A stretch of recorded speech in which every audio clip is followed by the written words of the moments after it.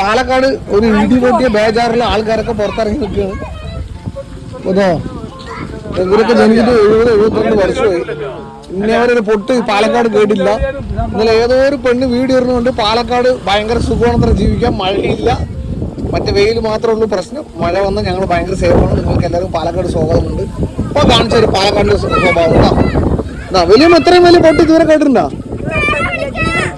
കണ്ടോ അതാ പറയാ കൂടി ജീവിതത്തിൽ കേട്ടിട്ടില്ല. അതാണ് ഇതുവരെയുള്ള പൊട്ട് ജീവിതത്തിൽ കേട്ടില്ല എന്ന് വലിയ പറയുന്നത്. വയസ്സതാ വലിയമ്മക്ക് എത്രയും വയസ്സ്? 85 വയസ്സിനിടയ്ക്ക് ഇതുപോലൊരു പൊട്ട് കേട്ടില്ല. ആ പൊട്ടിന്റെ പരിണത പോലെ ഇപ്പൊ കാണിച്ചു തരാട്ടാ.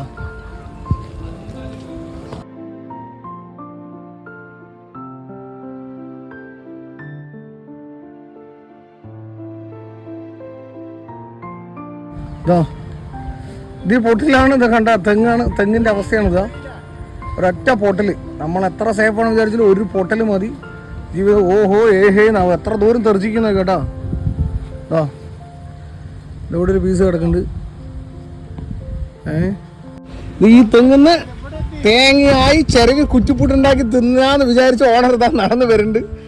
തെങ്ങിന്റെ അവസ്ഥ കണ്ടിട്ട് ആകെ ബേജാറായിട്ട് നടന്നു വരുന്നുണ്ട്. ഇങ്ങോട്ട് വരി ഇതൊന്ന് തേങ്ങയായി ചിരകി കുറ്റിപ്പുട്ടുണ്ടാക്കി തിന്നാൻ കൊണ്ട് വിചാരിച്ചില്ലേ ഒറ്റ ദിവസം.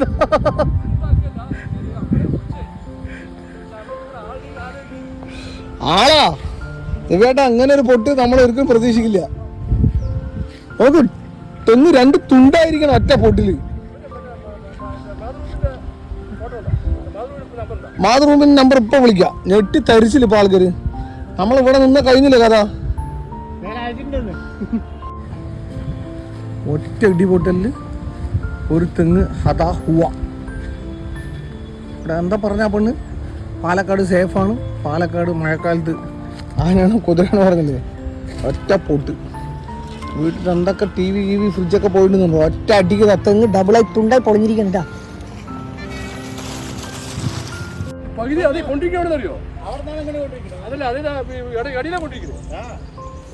ഇടയിൽ കൊണ്ടുപോയിരുന്നത് എത്ര ആയിരിക്കണം.